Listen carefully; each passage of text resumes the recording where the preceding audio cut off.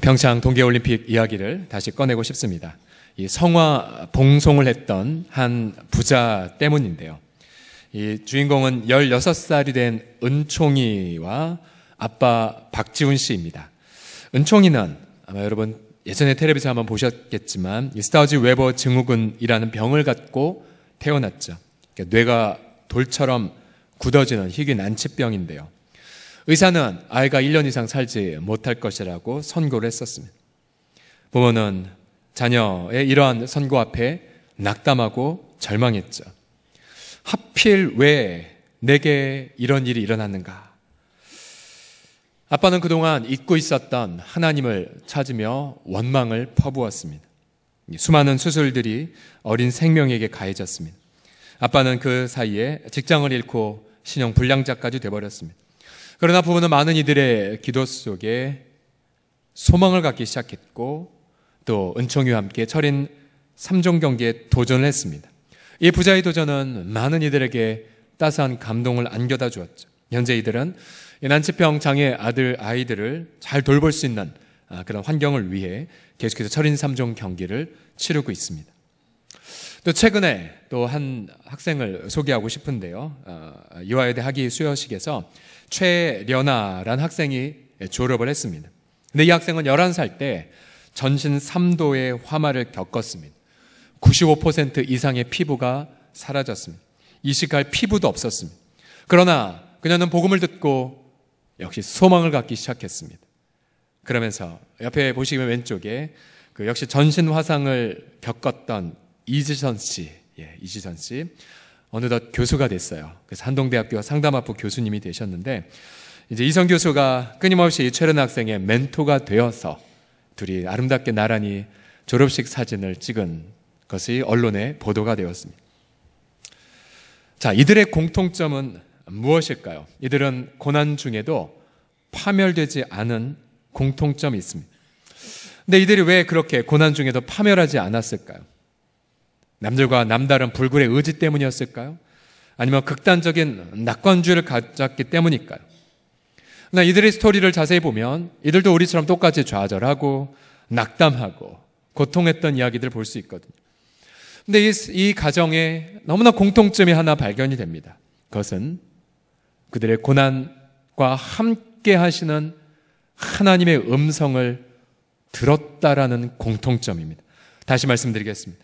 고난 중에도 함께 하신 하나님의 음성을 들었다는 사실에 있습니다. 제가 요즘 가장 많이 고백한 하나님의 이름 중에 하나가 바로 임마누엘입니다. 임마누엘. 여러분, 임마누엘 뜻이 뭐죠? 우리와 함께 하신 하나님. 하나님의 이름이 우리와 함께 하신 하나님이에요. 한번 따라해 보실까? 임마누엘. 시작.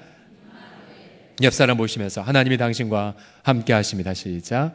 하나님이 당신과 함께 하십니다. 이 임마누엘의 모습을 가장 아름답게 그린 장면은 아마 누가복음 24장이겠죠. 두 제자가 예루살렘에서 엠마오로 내려가는 도중에 한 낯선 사람이 동행합니다. 그는 바로 부활하신 예수님.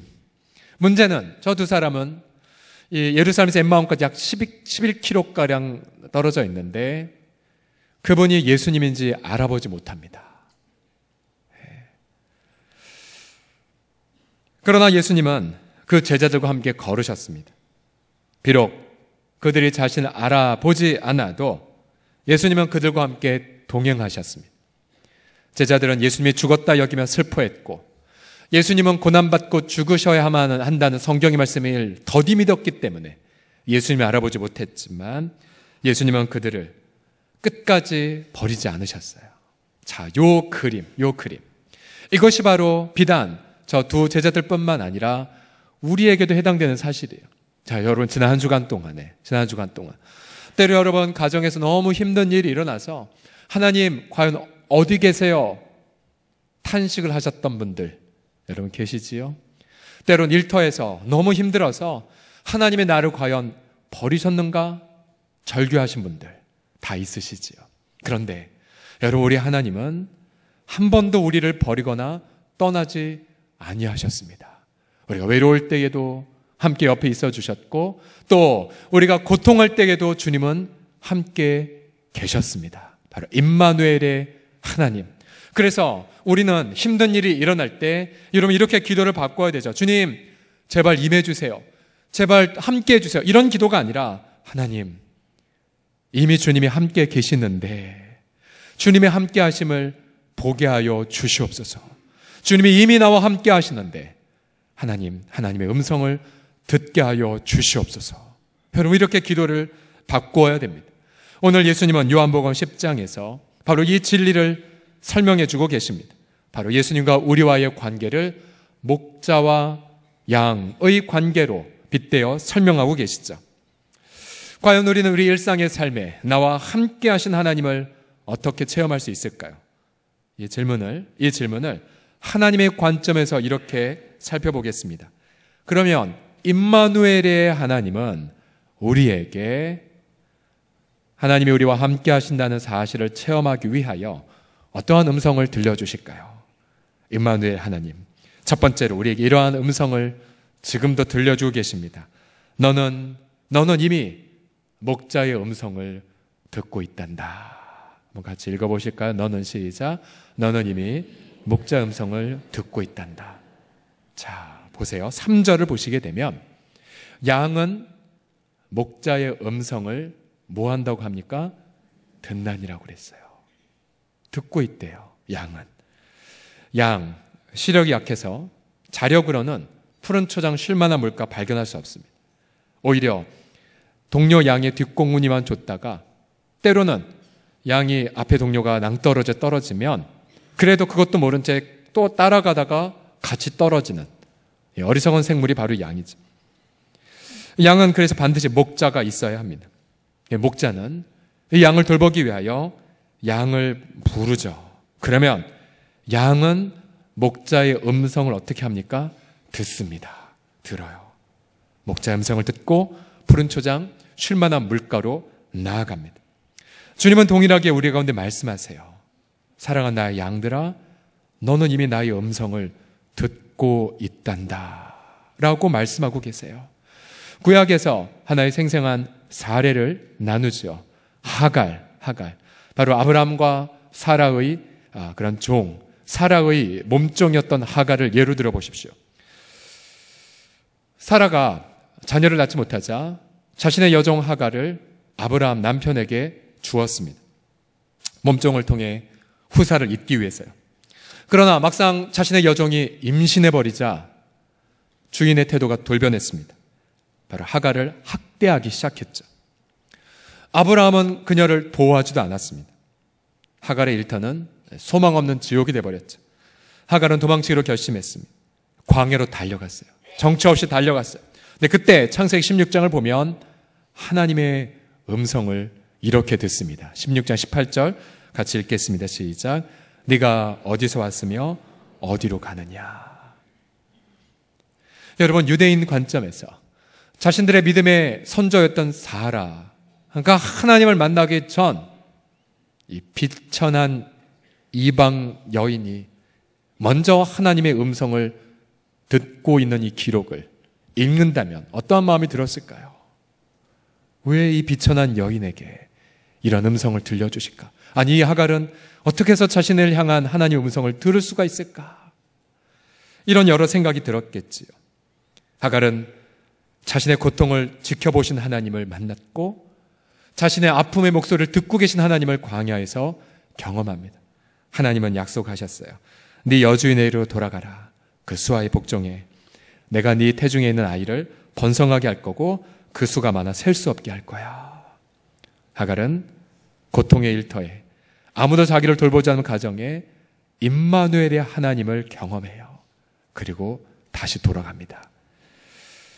하갈이 이렇게 16장 13절에서 고백하죠. 하갈이 자기에게 이르신 여호와의 이름을 나를 살피시는 하나님. 무슨 뜻이냐면 나를 보고 계시는 하나님. 이라 하였으니 이는 내가 어떻게 여기서 나를 살피신 하나님을 배웠는고 함이라. 여러분, 나를 보고 계신 하나님이 바로 우리와 함께 계심을 믿으시기 바랍니다. 마침내 하갈이 아들을 낳았어요. 학대가 더 심해졌습니다. 마침내 하갈의 모자가 집에서 쫓겨나기 이르렀습니다. 생계가 막막했습니다. 마침내 물이 떨어져 자녀가 죽어가는 것을 보자 하갈은 통곡하기 시작했습니다. 아마 이 하갈의 비근한 통곡이 있다면 미혼모 가정의 통곡이겠죠. 이 땅에 많은 자매들이 남자들의 돌봄을 받지 못한 채 광야에 내몰리고 있는 상황과 같습니다. 근데 그때에도 하갈은 함께 하신 하나님을 이렇게 체험합니다. 창세기 21장으로 넘어가서 16절 이하를 보시면 이르되 아이가 죽는 것을 참아 보지 못하겠다 하고 화살 한바탕 거리 떨어져 마주 앉아 바라보며 소리내어 우니. 옛날 성경에는 방성대곡하니.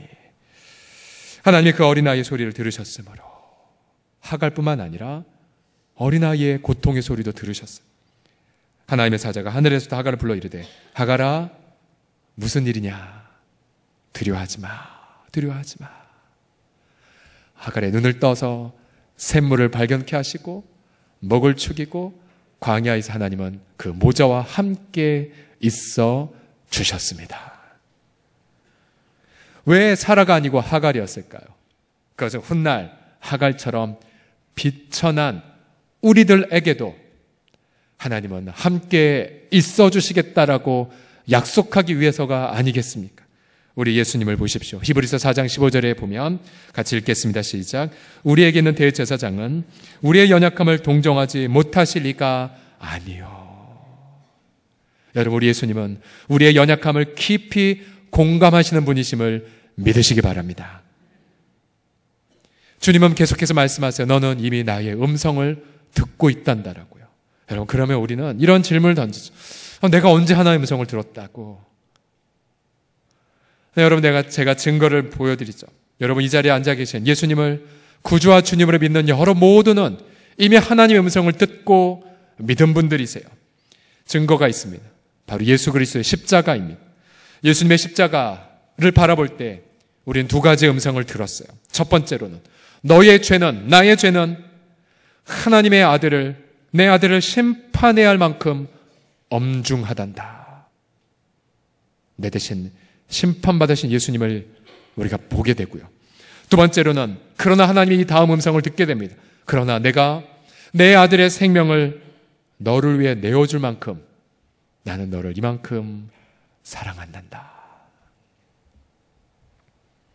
우린 이미 십자가 앞에서 우리 귀가 열리는 경험을 했고 우린 십자가 앞에서 우리 눈이 열리는 체험을 했습니다.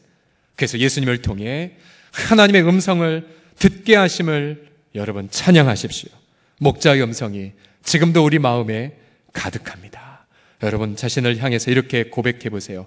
예수님 십자가 때문에 눈이 열렸습니다라고. 시작. 예수님의 십자가 때문에 눈이 열렸습니다. 또 이렇게 스스로를 향해 고백해 보세요. 예수님 때문에 귀가 열렸습니다. 시작. 두 번째로 임마누엘 하나님은 어떠한 음성을 들려주실까요? 주님은 또 이렇게 말씀하세요. 나는 너의 고난을 모두 알고 있단다. 앞서 하나님의 하갈을 향해 너 어디에서 왔니? 또 하갈아 두려워하지 마. 하나님은 개개인의 모든 고난들을 다 알고 계십니다. 요한복음 10장 3절을 보게 되면 문지기는 그를 위하여 문을 열고 양은 그의 음성을 듣나니. 목자가 자기 양의 이름을 어떻게 합니까? 각각 불러 인도하여 낸다라고 말합니다.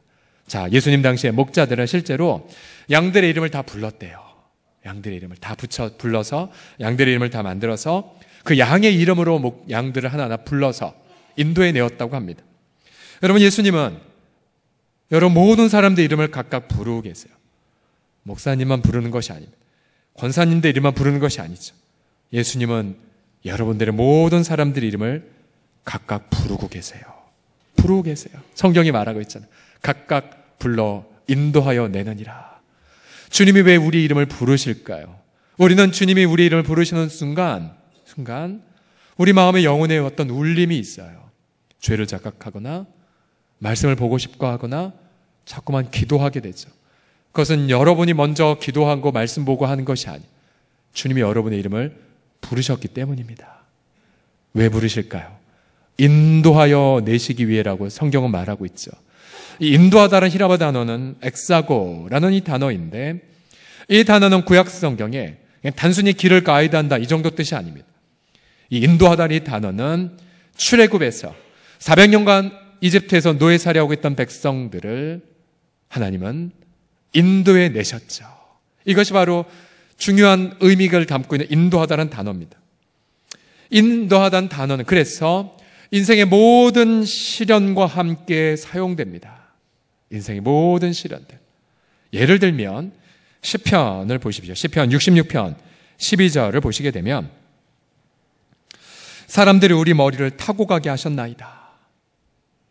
우리가 불과 물을 통과하였더니. 여러분, 이 땅에 살며 제일 힘든 고난은 그 인간 때문이지 않습니까? 그죠? 사람 때문에 우리 머리를 타고 가게 하신, 불과 물을 통과하는 그 사람에 대한 시련. 근데 그 다음 보세요. 주님께서 우리를 끌어내서 풍부한 곳에 어떻게 하셨습니까? 들이셨나이다, 인도하셨나이다 라고 말해요. 시편 68편 6절을 보시게 되면 같이 읽겠습니다. 시작. 하나님이 고독한 자들은 가족과 함께 살게 하시며 갇힌 자들은 이끌어내서 형통하게 하시느니라. 똑같은 단어예요. 외로운 자에게 하나님은 가족을 주세요. 그리고 갇힌 자들에게는 자유를 주십니다. 자유를 주세요. 이제 비밀을 얘기하자면 이 68편 6절에 고독한 자들은 가족과 함께 살게 하시며, 제가 장가가기 전 주님 저 외롭습니다, 장가가게 하여 주시옵소서 라고 20대 때 기도했던 약속의 말씀 중에 하나였습니다. 68편 6절. 혹시 결을 놓고 기도하는 분들은 이걸 마음에 암송하셔야 돼요. 하나님 인도하세요. 외로운 자들 그냥 하나님 가만히 내버려 두시지 않습니다. 반드시 가족과 같은 따뜻한 사랑방으로 주님이 인도하세요. 인도하세요. 107편 28절 29절을 보시면 배가 바다에서 풍랑을 만났을 때에, 그래서 원래 가려는 항구로 가지 못할 때 이렇게 고백합니다. 이에 그들의 고통 때문에 여호와께 부르짖음에 그가 그들의 고통에서 그들을 인도하여 내시고 광풍을 고요하게 하사 물결도 잔잔하게 하시고 마침내 소원의 항구로 다다르게 하시는 너다. 설교자의 특권이 뭐냐면 세 구절만 있는 게 아니에요. 수십 구절 있거든요. 다 살펴보면서 얼마나 벅찼는지. 고난의 목록이 셀 수 없이 많았었어요. 사망의 음침한 골짜기, 죽음, 또 덫, 새가 그물 침에 걸린 것, 다 인도함을 받는 찬양의 고백이 성경에 가득했어요. 그때 제가 깨달았습니다. 아, 그렇구나. 하나님의 인도함을 받지 못할 고난은 아무것도 없구나. 때론 여러분, 내 고난은 주님이 결코 인도할 수 없사라고 단정하지 마세요. 아니요. 오히려 내가 정말 상상할 수 없는 나의 고난이라 할지라도 우리 주님은 선한 목자로 내 이름을 부르시면서 우리 고난의 한복판 안에서 우리를 인도하고 계심을 믿으시기 바랍니다. 우리 지마일더 박사의 임마누엘 일기에서 보면 그는 하나님과의 동행하심을 체험하는 일기를 쓸 것을 권면하고 있어요.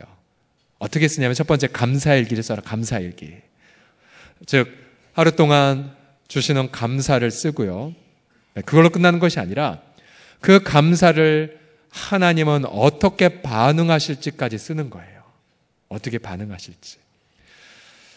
또 그 다음 하나님과 생각을 교류하는 일기를 쓸 것까지 권하고 있어요. 5가지 단계로. 마치 하갈이 내가 너를 보고 있구나, 보고 있단다라고 음성을 들었듯이 하갈처럼 이렇게 쓰는 것입니다. 이런 네 모습이 보이는구나. 이렇게 말하는 네 음성이 들리는구나.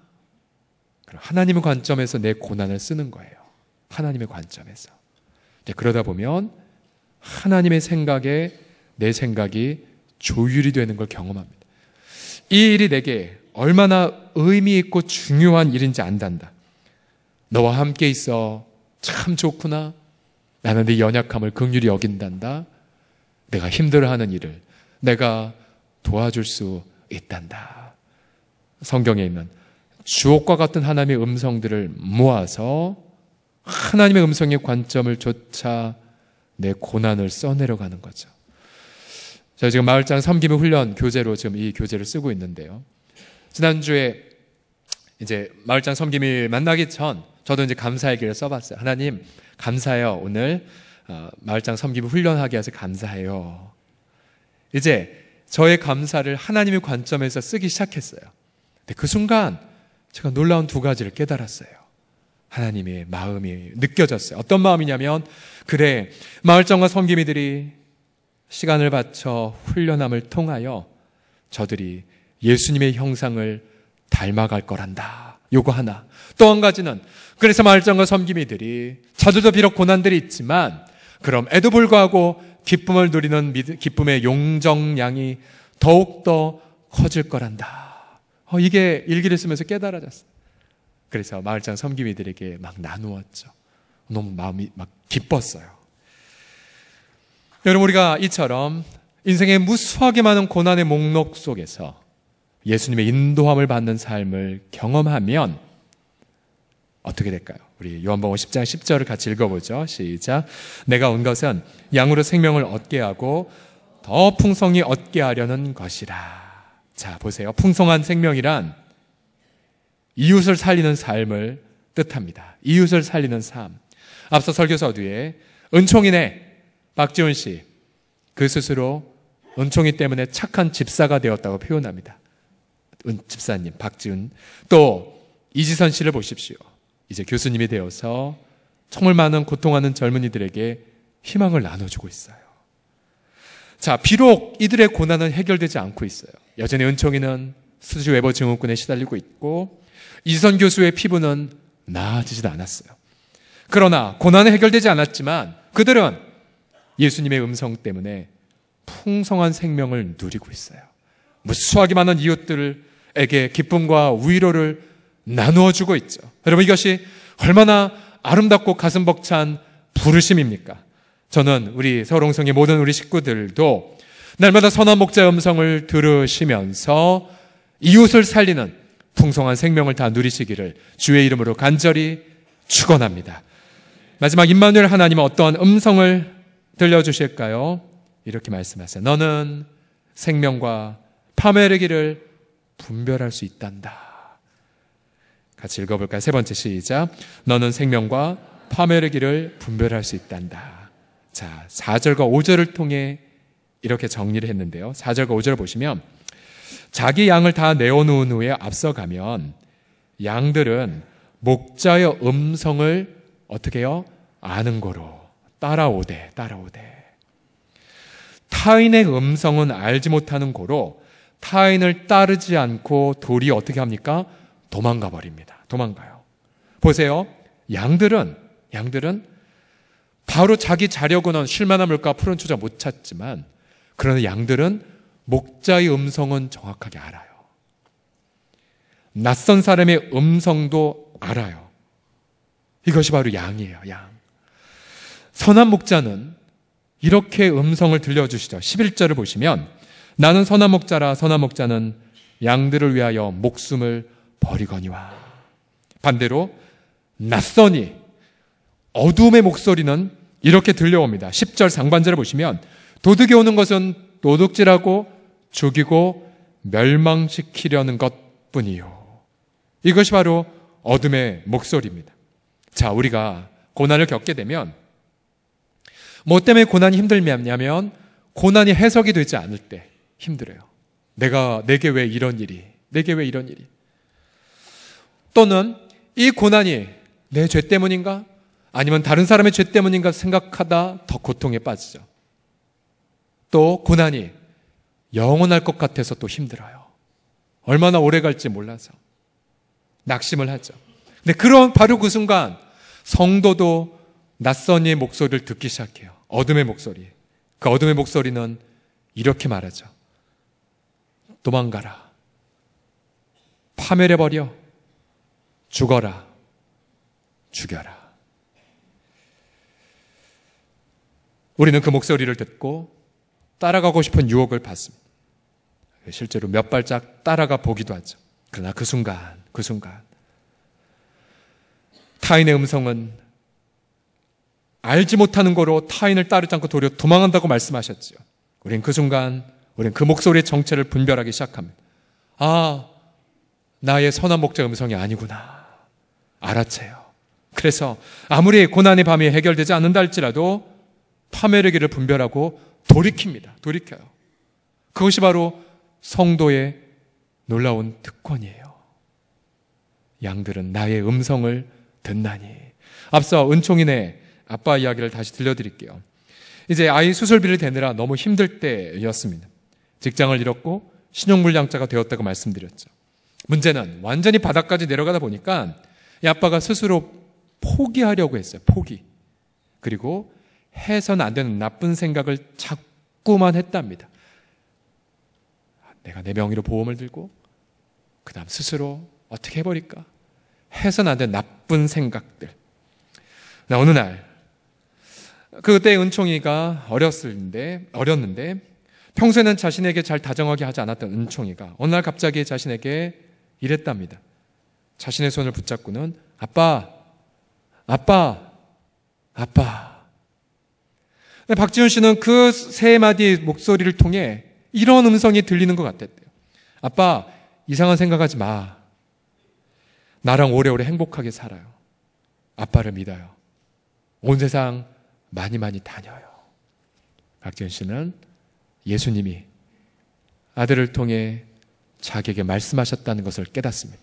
그리고 그 순간 모든 나쁜 생각을 물리치고 아내에게 자신의 결심을 말합니다. 그리고 그때부터 아들과 함께 전국을 누비며 철인 3종 경기에 나서게 됩니다. 여러분, 선한 목자는 언제나 우리에게 이렇게 말씀하세요.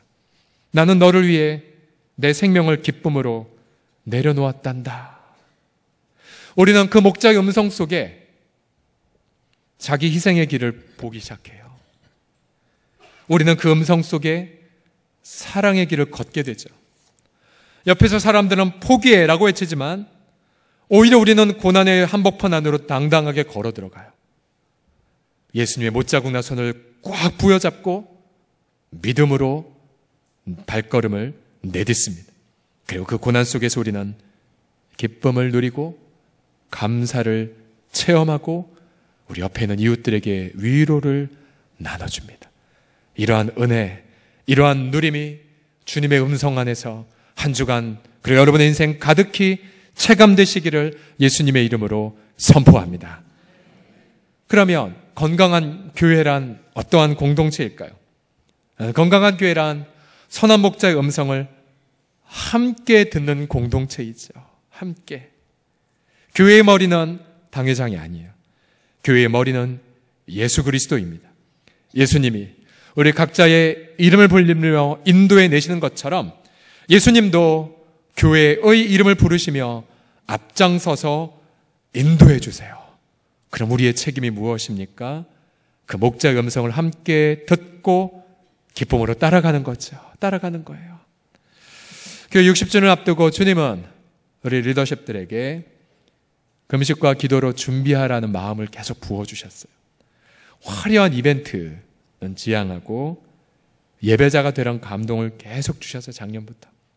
작년 우리가 연말 60일간 릴레이로 금식기도 한 것 아닙니까?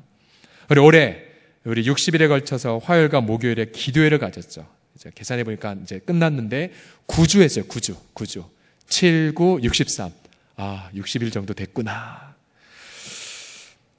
개척교회를 생각하며 일부러 찬양팀도 안 세우고 정말 원색적으로 해보자 라고 그렇게 의도했죠. 시작할 때 너무 추웠고 눈도 많이 왔습니다. 그런데 기도회를 드릴 때마다 문득문득 60년 전 우리 선배들은 어떻게 하셨을까? 그게 자꾸 생각이 나는 거예요. 몇몇 자료를 보면 우리 선배들 중에는 사업 실패해서 우리 동네에 오신 분도 있고 또 공산당의 핍박을 피해 남하오신 이남으로 피난 오신 분도 계셨고요. 가정에 깨어진 분들, 전쟁 때문에 정든 고향을 떠난 분들이 계셨어요. 그들이 모여서 선한 목자의 음성을 듣기 시작했어요. 그리고 그 음성은 점점 커져서 함께 목자의 음성을 듣는 교회에 대한 꿈을 갖기 시작했죠. 비록 예배당은 없었지만 이렇게 안락한 시설도 없었지만 그들은 주님의 음성을 함께 청종했죠. 여러분, 그 결과가 저와 여러분들이에요. 저와 여러분들이에요. 그래서 제가 기도회를 인도할 때마다 너무 기쁨과 감사가 부어진 걸 경험을 했어요. 성령의 강한 기름 부으심을 체험했고, 무엇보다 교회의 본질이 무엇이고 또 교회가 무엇을 추구하는지 깨달음이 가득했습니다. 지난주에 이제 마무리를 하면서 저는 우리 선배들이 교회 설립을 준비하면서 벅찬 기쁨을 기대감과 함께 가지셨을 것이란 깨달음이 임했었어요. 그 기쁨 속에는 고통하는 이웃들에게 생명을 나눠주는 공동체에 대한 꿈이 있었음을 미루어 짐작할 수가 있었습니다. 그리고 그 기쁨 속에는 60년 후에 우리 공동체에서 풍성한 생명을 경험하는 우리들을 미리 바라보시는 주님의 기쁨도 있었을 것이라는 깨달음이 임했었어요. 너무 기뻤어요. 우리 선배들이 그 열악한 추위 속에서도 기쁨으로 교회를 위해 기도하며 준비하셨겠구나. 그래서 저는 동일하게 이런 기도를 해봅니다. 주님, 그러면 60년 후에 일어날 우리의 믿음의 후배들을 바라보면서 주님, 그럼 우리도 오늘 예수님의 음성을 함께 청종하겠나이다 라고요. 그래서 여러분, 우리는 양들을 위해 자기 생명을 바치신 예수님을 전심으로 따라갈 것이고요. 그래서 여러분, 보란듯이 세상 속에 예수님의 그 몸된 교회의 기쁨이 무엇인지를 보여줄 것입니다. 저는 기도합니다. 주님께서 우리에게 주신 이 선한 이 마음을 차고 넘치게 이루어 주시기를 간절히 소원합니다. 그리고 날마다 임마누엘의 음성을 청종하는 감격, 간증이 여러분들의 가정과 일터 가운데에 넘쳐나시기를 선한 목자 되신 예수님의 이름으로 간절히 축원합니다. 기도하겠습니다.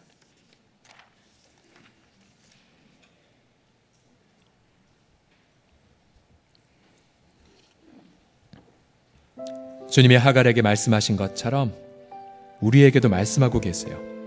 너 어디에서 왔느냐? 두려워하지 마. 내가 너와 함께 할 거야. 내가 너 아이의 통곡소를 듣고 있어. 내가 너의 눈물을 보고 있단다. 난 너를 결코 버리거나 떠나지 않고 있단다. 한 주간 하나님의 부재하심, 하나님 날 버렸는가? 하나님 어디 계세요라고 고통하는 그 현장 다시 들어가 보십시오. 주님은 한 번도 여러분을 떠난 적이 없으십니다. 이 시간 눈을 열어 우리 주님의 함께 하심을 체험하는 기도를 우리 다 같이 드리겠습니다. 기도합시다. 살아계신 아버지 하나님, 우리 주 아버지 앞에 나아가나이다. 결코 내가 너를 버리지 않고 내가 너를 떠나지 아니하리라. 세상 끝날까지 내가 너희와 항상 함께 있으리라. 우리 주님을 사랑하며 우리 주님을 경배하나이다. 예수님, 주님이 우리와 함께 하시고 주님 우리 속에 모든 어두움의 심상들을 다 분별하여 대적하게 하시고 위로하시고 기쁨을 누리게 하시며 생명을 누리고 풍성한 생명을 누리게 하심을 찬미하나이다.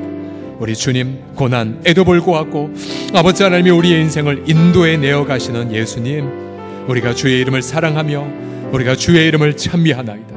우리 모든 사랑하는 지체들, 주님 눈을 들어 우리에게 말씀하신 주의 음성을 청종하고 주님은 그 음성 속에서 그리스도의 샬롬을 누리며 주님의 그 평강과 우리 주의 그 위로를 누리게 하시사 고통에도 불구하고 아버지 하나님이여 주님 앞에 잠잠히 소망을 선포하게 하여 주시고 그래서 하늘 가득한 하늘의 그 놀라운 음성을 듣는 우리 모두가 되게 하여 주시옵소서.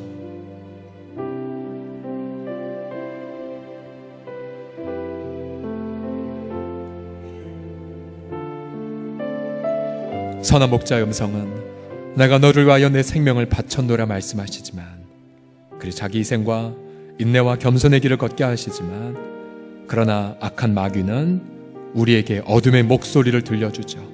죽어라, 파멸해라, 너는 끝났다. 이 시간 선한 목자의 음성을 분별하는 우리들, 어둠의 목소리를 물리치는 기도를 다 같이 드립시다. 자신의 일생 속에 너무 힘들어서 낯선 이 음성을 들었지만 우리는 알고 있어요. 내가 결코 따라가서는 안 되는 음성이란 걸, 결코 해서는 안 될 생각이란 것을 이 시간 선한 목자의 음성을 듣고 여러분 그 생각을 대적하십시오. 그 순간 주님의 위로와 확신이 지혜 가운데 임할 것입니다. 함께 동성으로 합심해서 기도하겠습니다. 신실하신 아버지 하나님이여, 아버지 하나님이여, 그런 모든 나쁜 생각들, 또 아버지 하나님이여 어둠의 생각들을 사실 했고 또 한동안 그 생각을 따라 아버지 하나님의 시간을 보내었던 걸 인정하나이다. 그러나 주님, 이 시간 그리스도 예수의 이름으로 담대하게 나아가나이다. 주님, 모든 어둠의 생각을 대적하나이다. 그리고 모든 어둠의 생각을 물리치나이다. 우리 주 아버지 하나님, 하나님의 마음, 아버지의 뜻을 쫓아서 아버지 하나님, 우리 모든 사랑하는 식구들 선한 목자에 들려준 음성을 청종하며 자기 생과 어떤 인내와 겸손의 길을 걷게 하여 주시고 아버지 소망 중에 인내하며 아버지 하나님의 고난 중에 기도하며 아버지 하나님 함께 서로를 돌아보는 주님 아름다운 주님 목자의 음성을 걷는 우리 길을 걷는 우리 모두가 주여 되게 하여 주시옵소서.